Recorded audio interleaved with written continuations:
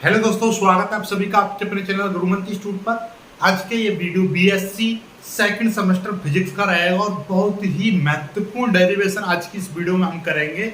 आपने देखा होगा पी वी की पावर गामा बराबर कांस्टेंट, ये डेरिवेशन हमने बताया था आपको, रुद्रोष्म प्रक्रम में बताया था। ठीक है, तो ये वही डेरिवेशन है, आज हम इसको सिद्ध करेंगे। कल की वीडियो में हमने रुद्रोष्म प्रक्रम हमने पढ़ाया था। रुद्रोष्म प्रक्रम में बताया था कि वह चार्ल्स के नियम का पालन करता है, पीवी की पावर गामा बराबर कांस्टेंट होता है। तो ये क्यों होता है, ये क्या है, इसके बारे में पूरी तरह से हम सारा कुछ एकदम जीरो लेवल से सीखेंगे और इसको आप वेरी इंपॉर्टेंट कर लीजिएगा पेपर के लिहाज से। 7.5 नंबर में ये डेरिवेशन आ सकता है और इम्पोर्टेंट है, बहुत ही प्यार से हम इसको सीखेंगे। चलिए स्टार्ट करते हैं। इसका हेडिंग किस तरीके से आ सकती है, आदर्श गैस की रुद्रोष्म समीकरण लिखिए या इसको स्थापित कीजिए, इस तरह से आ सकता है। या एक और तरीके से आ सकता है, मैं आपको बता दूं, रुद्रोष्म प्रक्रम के लिए दाब P तथा आयतन में संबंध रुद्रोष्म प्रक्रम के लिए ऐसे आ सकता है। देखिएगा क्वेश्चन इस तरीके से आ सकता है। क्वेश्चन बता दूं मैं, या तो शायद आदर्श गैस की रुद्रोष्म समीकरण स्थापित कीजिए या रुद्रोष्म प्रक्रम में आदर्श गैस के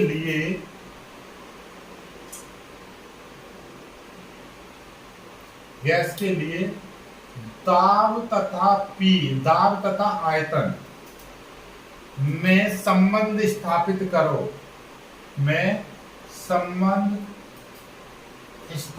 करो, इस तरह से भी क्वेश्चन आया था। अब स्टूडेंट भूल जाते हैं कि सर आदर्श गैस की रुद्रोष्म समीकरण क्या होती है, या इसको ना पढ़ाकर हम ये पढ़ा देंगे तो आप ये भूल जाओगे और इसको पढ़ा दें तो आप इसको भूल जाओगे। लेकिन वास्तविकता यही है कि रुद्रोष्म प्रक्रम के लिए आपको दाब P और V में संबंध क्या होता है, PV की पावर गामा बराबर कांस्टेंट। ठीक है, ये होता है। तो यही चीज आपको सिद्ध करनी है, यही चीज आपको स्थापित करनी है। बहुत ही प्यार से हम सीखेंगे। देखिएगा, सबसे पहले थोड़ी सी थ्योरी लिखेंगे, ज्यादा थ्योरी नहीं लिखेंगे, और थ्योरी ऐसी लिखेंगे जिससे पूरी काम खत्म हो जाए। जैसे कि हमने मान लिया कि हमारे पास 1 मोल आदर्श गैस है। कितनी है, 1 ग्राम मोल बोल दीजिए, 1 मोल बोल दीजिए, कोई दिक्कत नहीं है। 1 मोल आदर्श गैस है जिसका दाब P, आयतन V और उसका परमताप T है। देखो क्या मस्त तरीके से थ्योरी लिख दी हमने, एक लाइन। 1 मोल आदर्श गैस का दाब P, आयतन V और परमताप T है। यहां तक तो कोई दिक्कत नहीं है, प्री थ्योरी याद हो गई। नेक्स्ट दूसरी लाइन से लिखेंगे, माना गैस का, क्योंकि हम क्या कर रहे हैं, रुद्रोष्म समीकरण निकाल रहे हैं, इसीलिए हम गैस का क्या करेंगे, रुद्रोष्म प्रसार करेंगे। तो माना गैस को रुद्रोष्म प्रसार के लिए छोड़ दिया जाता है, या आप लिख सकते हो कि माना गैस का रुद्रोष्म प्रसार किया जाता है। ठीक है, रुद्रोष्म प्रसार हो रहा। ध्यान रखिएगा, रुद्रोष्म का मतलब क्या है कि उसमें ऊष्मा का आदान प्रदान नहीं होता है। तो क्यों ऊष्मा में कोई चेंज नहीं होता, यानी कि ना तो निकाय, जैसे ये निकाय है, निकाय की ऊष्मा ना तो बाहर आए और ना ही बाहर की ऊष्मा अंदर जाए। जितनी निकाय की अंदर की ऊष्मा है उतनी की उतनी ही बनी रहे, उसको रुद्रोष्म बोलते हैं। तो मतलब ये कि रुद्रोष्म में ऊष्मा का कोई भी चेंज नहीं होता है, उसको रुद्रोष्म बोलेंगे। ठीक है, इस चीज को अपने दिमाग में रखना, यूज होगा इसका ही बहुत बड़ा।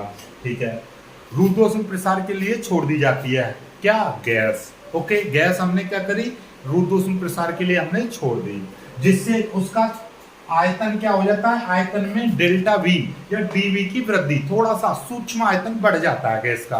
क्यों बढ़ जाता है भाई, अब देखिएगा, मेरे पास ये है, ऐसा समझो, आप एक गुब्बारा है ऐसा समझ लो, इसमें क्या करें हम, बाहर की ऊष्मा ना आने दें ना अंदर की बाहर जाने दें, लेकिन इसको प्रसार करें, इसका बढ़ाएंगे तो ये क्या करेगा, प्रसार का मतलब उसके मॉलिक्यूल्स के बीच सेपरेशन बढ़ जाना, मतलब प्रसार का मतलब सीधे सीधे आयतन में वृद्धि। अब ये बताओ, जब ये गैस के मॉलिक्यूल्स हैं, जब इसमें अंदर से कोई ऊष्मा नहीं आई तो ये इसका प्रसार हुआ कैसे? हुआ इससे क्योंकि गैसों के मॉलिक्यूल्स में क्या होगी? आंतरिक ऊर्जा होगी। तो वही गैस अपनी आंतरिक ऊर्जा का यूज करके, आंतरिक ऊर्जा का उपयोग करके बाह्य दाब के विरुद्ध कार्य करती है, जिससे उसका आयतन बढ़ जाता है। इस चीज को लिखना चाहो तो लिख सकते हो, अदरवाइज इसको दिमाग में रखो आप। क्या है कि हमने लिखा उसका आयतन dV बढ़ जाता है, चूंकि गैस का रुद्धोष्म प्रसार होता है। चूंकि लिखना चाहो तो लिख दो, लेकिन मैं आपको बता दे रहा हूं, चूंकि गैस का रुद्धोष्म प्रसार होता है, जिसमें ऊष्मा का कोई आदान प्रदान नहीं होता, अर्थात कोई आदान प्रदान नहीं होता है। अर्थात ब्रैकेट में लिखना चाहो लिख दीजिएगा, अर्थात dQ बराबर 0, क्योंकि ऊष्मा का जब कोई आदान प्रदान नहीं होगा तो क्या ऊष्मा बढ़ेगी? नहीं बढ़ेगी। ठीक है, ऊष्मा का कोई आदान प्रदान नहीं होगा। अतः इसलिए चूंकि गैस का रुद्धोष्म प्रसार हुआ, ऊष्मा का कोई आदान प्रदान नहीं हुआ, इसलिए गैस अपनी आंतरिक ऊर्जा का उपयोग करके बाह्य दाब के विरुद्ध, यानी बाहर का जो दाब होगा उसके विरुद्ध कार्य करके इसका प्रसार करती है। तो गैस किसके कारण कर रही है? गैस अपनी आंतरिक ऊर्जा का उपयोग करके बाह्य दाब के विरुद्ध कार्य यानी कि dW करती है। तब चलिएगा, तब की कंडीशन निकाल रहे हैं। ठीक है, इतना तो समझ में आ गया कि भैया कार्य करती है। चलिएगा, अब वो कार्य कितना करती है इस चीज को भी समझ लो भाई। अब हमारे पास में तो कार्य dW बराबर, ठीक है, ये कार्य, तब कार्य निकाल देंगे हम। कार्य यहीं पे लिख दो, कार्य dW बराबर क्या हो जाएगा? dW बराबर आप जानते हो P × dV होता है फॉर्मूला। ठीक है, इस चीज को अपने खोपड़े में लिख लो। ठीक है, तो अब गैस अपनी आंतरिक ऊर्जा का उपयोग करके बाह्य दाब के विरुद्ध कार्य करती है, तो तब dW बराबर इतना हो गया। ठीक है, क्योंकि आंतरिक ऊर्जा का उपयोग करके कार्य कर रही है, तो आंतरिक ऊर्जा कुछ ना कुछ तो कमी होगी भाई। बाहर की ऊष्मा तो मिलना रही है उसको, रुद्धोष्म प्रसार है, क्योंकि बाहर की कोई ऊष्मा मिलेगी नहीं उसको, तो आंतरिक जो एनर्जी है उसी से हम कार्य करें। ऐसा समझो कि घर में राशन है और बाहर लॉकडाउन लग जाए और आपको बाहर निकलना ना पड़े, तो जब वो आप अपने जीने के लिए खाओगे खाना, तो वो खाना कहाँ से आएगा? वो खाना आएगा आपका स्टोर किए हुए अनाज से। यानी आपके घर में जो भी राशन होगा, जो पहले से स्टोर होगा, यानी आंतरिक ऊर्जा है, उसी का यूज करके अपना जीवन यापन करोगे। यानी कमरे में बंद कर दिया, कमरे में जो भी खाने की चीज है उसको खाओगे, तो उसमें क्या होती जाएगी? कमी होती चली जाएगी।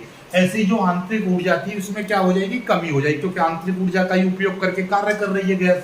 तो आंतरिक ऊर्जा में तब लिख देंगे अतः गैस की आंतरिक ऊर्जा में कमी,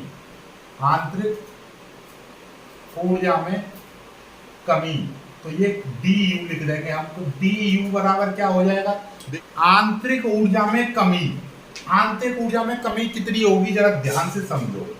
आंतरिक ऊर्जा में कमी डेल्टा U बराबर, आप जानते हो आंतरिक ऊर्जा का फॉर्मूला क्या होता है कि भाई क्या बताया था पुराने टाइम पर? mc और डेल्टा T, ये वाला फॉर्मूला था। लेकिन यहाँ पर कौन सा फॉर्मूला लगेगा? देखिए, ये होती है विशिष्ट ऊष्मा, ये है गैस का द्रव्यमान। तो द्रव्यमान कितना लिया जाएगा? 1 ग्राम मोल इंटू, अब यहाँ पे Cp ली जाएगी या Cd ली जाएगी, ध्यान से समझो जरा। क्योंकि गैस क्या कर रही है? गैस के अंदर की जो ऊर्जा है वो कहां पर? देखिए, नॉर्मल ऐसा समझो कि ये गैस है। अब गैस के अंदर की जो ऊर्जा है, आंतरिक ऊर्जा का यूज करके ये गैस किसके विरुद्ध कार्य कर रही है? देखिए, गैस अपनी आंतरिक ऊर्जा का उपयोग करके बाह्य दाब के विरुद्ध कार्य कर रही है। यानी कि बाह्य दाब के विरुद्ध ये कार्य कर रही है, यानी कि दाब को तो हम लेंगे नहीं, लेकिन हम दाब को जब कंसीडर नहीं करेंगे तो हम किसको कंसीडर करेंगे? CV को।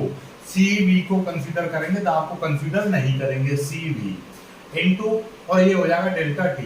अब एक बार और समझ लो CV क्यों लिया, क्योंकि गैस की जो आंतरिक ऊर्जा है ये गैस के ताप पर निर्भर करती है, क्योंकि आंतरिक ऊर्जा का उपयोग करके गैस बाह्य दाब के विरुद्ध कार्य कर रही है, तो इसका मतलब गैस का ताप में क्या हो जाएगी? कमी हो जाएगी।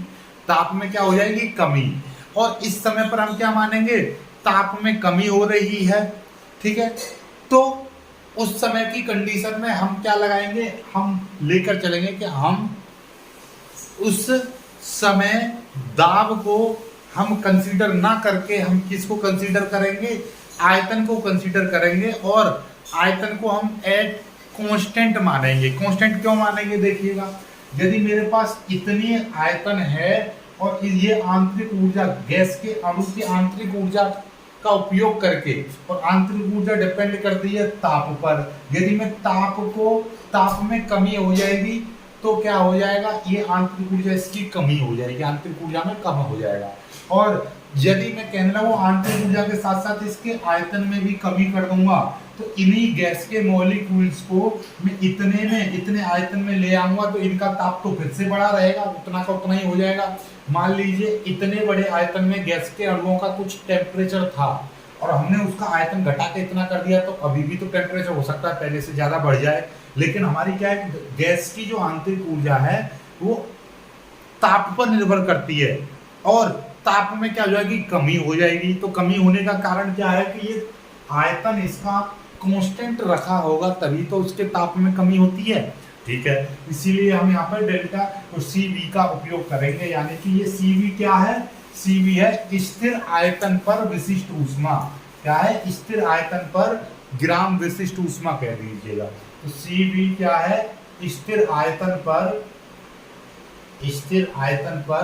विशिष्ट ऊष्मा, ठीक है, विशिष्ट ऊष्मा है। ओके, तो डेल्टा U बराबर क्या हो जाएगा? CV डेल्टा T हो जाएगा। ओके, डेल्टा W का आ गया, डेल्टा ये मान आ गया। अब हम चलेंगे ऊष्मा गतिकी के प्रथम नियम से। आप क्या जानते हो ऊष्मा गतिकी के प्रथम नियम से? ऊष्मा गतिकी का प्रथम नियम क्या कहता है भाई? ऊष्मा गतिकी का प्रथम नियम कहता है, जब किसी निकाय को कोई ऊष्मा दी जाती है तो ये ऊष्मा उस निकाय की आंतरिक ऊर्जा में वृद्धि कर देती है तथा उसका कुछ भाग कार्य करने में व्यय हो जाता है। ये तो नियम तो आपने पढ़ा था, ठीक है। डेल्टा Q बराबर delta U plus delta W ऊष्मा गतिकी का। डेल्टा U का मान देखिए, डेल्टा Q क्या हो जाएगा? 0 हो जाएगा, ये 0 हो गया, बराबर डेल्टा U का मान कितना है? CV delta T plus delta W का मान कितना है? P delta V। इसको थोड़ा सा और शुद्ध रूप में लिखना चाहो तो शुद्ध रूप में लिख दो कि CV delta T plus P delta V बराबर 0। इसको समीकरण 1 मान लो। ओके, यहाँ तक तो कोई दिक्कत नहीं है। अब हम फिर से लिखेंगे 1 मोल आदर्श गैस के लिए, या 1 मोल आदर्श गैस के लिए गैस समीकरण क्या होता है? गैस समीकरण होता है PV बराबर RT। नॉर्मली PV बराबर nRT फॉर्मूला होता है। n की जगह पर कितना लिया है? 1 मोल लिया है, इसलिए ये। अब इसका क्या कर देंगे हम? अवकलन कर देंगे। अवकलन करने पर, अवकलन करेंगे तो देखिएगा, अब आदर्श गैस की बात चल रही है और आदर्श गैस के लिए ये समीकरण है, तो यहाँ पर ना तो P को कांस्टेंट मानेंगे ना ही आयतन को कांस्टेंट मानेंगे, यानी V को कांस्टेंट मानेंगे, दोनों को वेरिएबल मानेंगे। जब दो वेरिएबल होते हैं तो कैसे अवकलन करते हैं कि भैया पहला फंक्शन दूसरे का अवकलन प्लस दूसरा फंक्शन पहले का अवकलन, यानी डेरिवेटिव, ठीक है, ऐसे ही करते हैं, ठीक है। तो इसी तरीके से हम क्या कर रहे हैं, ये पहला फंक्शन दूसरे का अवकलन, ठीक है, प्लस फिर दूसरा फंक्शन पहले का अवकलन, यानी कि ये पहला फंक्शन ये दूसरा फंक्शन, पहला फंक्शन दूसरे का अवकलन प्लस दूसरा फंक्शन पहले का अवकलन बराबर, ये r कांस्टेंट है, इसमें केवल इस t का अवकलन। ठीक है, समझ में आई बात, नहीं आई, चलिएगा नॉर्मली। अब यहाँ से हम क्या करेंगे, इस dt की वैल्यू निकालेंगे तो क्या हो जाएगा, नॉर्मली यहाँ से हम dt की यदि वैल्यू निकालें तो क्या हो जाएगा, ये हो जाएगा p dv plus v dp बट्टे r, ये हो जाएगा। r जो है इनके नीचे आ जाएगा यहाँ पर इस तरह से, तो ये r इसके नीचे आ गया इस पूरी समीकरण पे, तो dt का मान आ गया। अब dt का मान समीकरण 1 में रख दो, समीकरण 1 से, ठीक है, समीकरण 1 क्या है, cv। अब ये देखिएगा समीकरण 1 ये है, ठीक है, और इसमें ये डेल्टा t है, डेल्टा t की जगह पर हम ये वाला मान रखेंगे, क्या है, p dv plus v dp बट्टे r, ये हो गया। फिर प्लस के बाद में p dv बराबर ये है 0। ठीक है, यहाँ तक तो कोई समस्या नहीं है। अब देखो जरा ध्यान से, अब r को हम नीचे क्या ले लेंगे, एलसीएम ले लेंगे, तो r का हमने एलसीएम ले लिया, तो ये क्या हो जाएगा, cv अंदर cv, और ये है p dv plus v dp plus r की मल्टीप्लाई इधर हो जाएगी, r p dv बराबर ये है 0। r 0 में चला जाएगा तो ये क्या हो जाएगा, cv p dv plus v dp plus r p dv बराबर 0, ये 0 हो गया। यहाँ से लिख देंगे हम we know that, हम क्या जानते हैं भाई, cp माइनस cv बराबर r होता है, नहीं होता, ये मेयर के सूत्र में हमने सिद्ध किया था इससे पहले वाले वीडियो में, cp माइनस cv बराबर r, तो r की जगह पे ये वाली वैल्यू मैं लिख सकता हूं, तो बिल्कुल लिख सकते हैं cv, और देखिएगा अब ये आपका भी ऐसा वैसे रहने दो, p dv plus v dp plus r की जगह पे हम क्या रख देंगे, r की जगह पे ये पूरा का पूरा वैल्यू cp माइनस cv, ये r की जगह पे, और p dv बराबर 0। ठीक है, ये आ जाएगा, ठीक है, अंदर इसकी मल्टीप्लाई कर देंगे तो क्या हो जाएगा, cv p और ये dv plus cv v dp plus ये अंदर मल्टीप्लाई करेंगे इसकी, तो cp p dv हो जाएगा माइनस इसके अंदर देखिए, एक बार इसकी मल्टीप्लाई और माइनस की, तो cv p dv बराबर 0, ये हो जाएगा। अब देखो जरा कुछ कट रहा है, cv p dv इससे ये कट गया, तो बचा कितना, ये बचेगा आपका cv v dp plus cp p dv बराबर 0, कितना बचा, इसको भी मिटा दे रहा हूँ इधर से। ठीक है, यहाँ तक तो कोई समस्या, बिल्कुल कोई समस्या नहीं होनी चाहिए, और जिसको समस्या है वो कमेंट जरूर कीजिएगा। तो ये वाली जो समीकरण है ये कितनी आ रही है, cv dp plus cp p dv बराबर 0। अब हम इसमें क्या करेंगे, इसमें हम cv pv का भाग देने पर भाग दे देंगे, हम दोनों पक्षों में भाग दे देंगे, तो ये है cv v dp प्लस, इसमें हम भाग दे देंगे किसका, इसमें दोनों पक्षों में भाग देंगे तो कोई दिक्कत नहीं है, cv p v, ठीक है, फिर प्लस, ऐसे ही ये वाला जो भाग, ये वाला पद है p dv, ये हमेशा भाग देना पड़ता है भाई।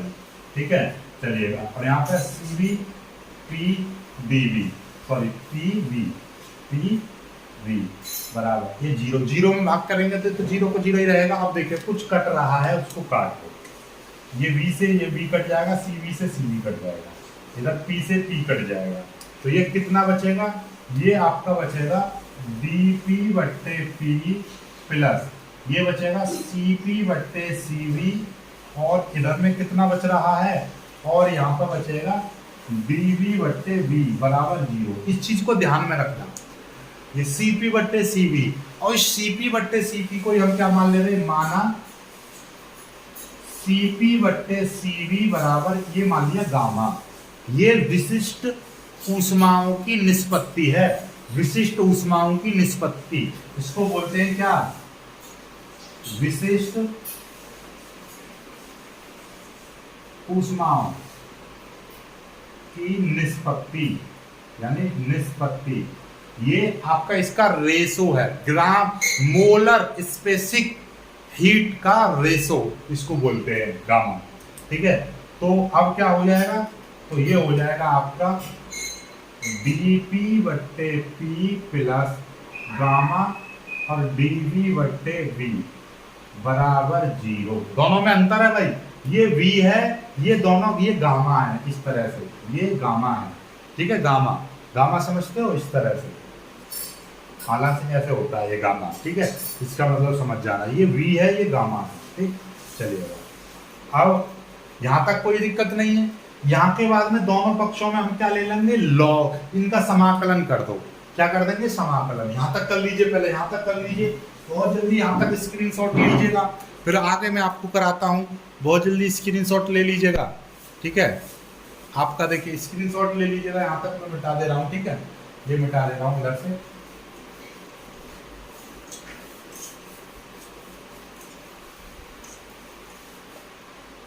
अब देखिएगा, हम यहाँ पर करेंगे समाकलन करने पर,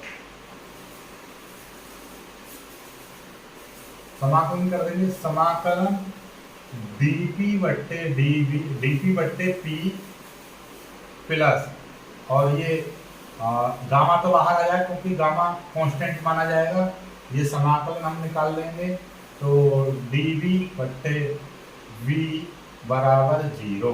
ठीक है, इसका भी समाकलन कर दो। ठीक है, अब जरा दिमाग लगाओ, इसका समाकलन इसको इस तरह से लिखेंगे कि 1/p और dp, p के सापेक्ष समाकलन, ये गामा समाकलन 1/v, ये dv के सापेक्ष, और ये अपने आप में क्या है, समाकलन ये 0 है, 0 का समाकलन किसी के सापेक्ष कर दो। ठीक है, तो 1/x का समाकलन करते हैं तो क्या आता है, log x आता है, तो इसीलिए यहाँ पर क्या आ जाएगा आपका log p प्लस, ये है गामा, ये आ जाएगा log v बराबर, यहाँ पर कोई भी एक कांस्टेंट आ जाएगा। क्या आ जाएगा, कोई भी कांस्टेंट। क्यों, क्योंकि देखिए समाकलन का मतलब क्या है कि भैया इसका समाकलन करा तो log x आया, अब log x का अवकलन कर देंगे तो 1/x आ जाएगा। तो ऐसी कोई संख्या देखो जिसका अवकलन करने पर 0 आया होगा, तो कोई भी कांस्टेंट है, 5 है, 5 का यदि मैं अवकलन करने लगूं तो क्या आएगा, 5 का अवकलन 0। तो यहाँ पर कोई ना कोई 10 का, जैसे 7 है, 7 का मैं अवकलन करूंगा तो ये 0 आ जाएगा। मतलब कोई भी कांस्टेंट राशि होती है तो उसका अवकलन करने पर 0 है, तो मतलब ये 0 आ रहा है, तो किसी कांस्टेंट का समाकलन करने के बाद 0 आया है, तो मतलब क्या है, जब 0 का समाकलन करेंगे तो वो क्या हो जाएगा, कोई भी एक कांस्टेंट आ जाएगा। क्यों, क्योंकि इसका 0 का समाकलन करेंगे कांस्टेंट, और कांस्टेंट का फिर से अवकलन करेंगे तो फिर 0, मतलब बात वही है। log v का 1/v का समाकलन करा तो log v आया, log v का अवकलन कर दो तो फिर से ये आ गया। ठीक है, तो वही चीज है। ठीक, अब यहां से देखिएगा log की प्रॉपर्टी होती है log p, log p ये क्या है, log p प्लस गामा, और ये गामा क्यों, log v, log v की पावर हम क्या कर देंगे, क्योंकि ये गामा इस तरह से आ जाएगा, m log n होता है तो log m की पावर n लिख देते हैं, ये वाली जो चीज है इसके ऊपर आ जाएगी, बराबर ये हो जाएगा कांस्टेंट, कांस्टेंट। ठीक है, अब log की एक और प्रॉपर्टी होती है, जब दो प्लस में होते हैं तो डायरेक्टली हम लिख देंगे log p इंटू v की पावर गामा बराबर, ये हो जाएगा कांस्टेंट। ठीक है, जब log इधर जाएगा तो p v की पावर गामा। ठीक है, log की प्रॉपर्टी समझ लो भाई, log y बराबर x है तो y बराबर हो जाएगा e की पावर x। ठीक, तो log ये आपका y समझ लो बराबर, तो ये बराबर लगाएगा तो log इधर जाएगा तो ये e में चला जाता है, e की पावर हो जाएगा आपका कांस्टेंट। और e की पावर जो कांस्टेंट होगा यानी e की पावर 4 है, e की पावर 5 है, तो ये भी अपने आप में क्या कहलाएगी, कांस्टेंट राशि कहलाएगी। इसीलिए p v की पावर गामा बराबर ये क्या आ जाएगा, ये भी अपने आप में क्या होगा, एक कांस्टेंट ही कहलाएगा। यही अपने आप में क्या कहलाएगा, एक कांस्टेंट ही कहलाएगा। समझ में आई बात, नहीं आई? तो यही चीज हमको प्रूव करनी थी।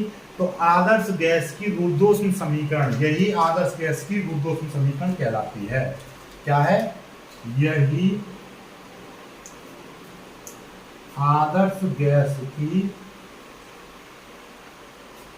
रुद्धोष्म समीकरण कहलाती है। और यही रुद्धोष्म प्रसार के लिए P और V यानी कि दाब और आयतन में संबंध होता है। तो P V की पावर गामा बराबर कांस्टेंट है ना। एकदम इजी तरीके से मैंने समझा दिया, इससे ज्यादा इजी कोई नहीं समझा सकता। बाकी वीडियो में कोई भी डाउट लगा हो, कहीं पे कुछ चीज समझ में नहीं आई हो तो उसको कमेंट जरूर करना, आपका बता दिया जाएगा उसका उत्तर। ठीक है, चलेगा। वीडियो को लाइक करके शेयर करना है और चैनल को सब्सक्राइब जरूर करिएगा। चल।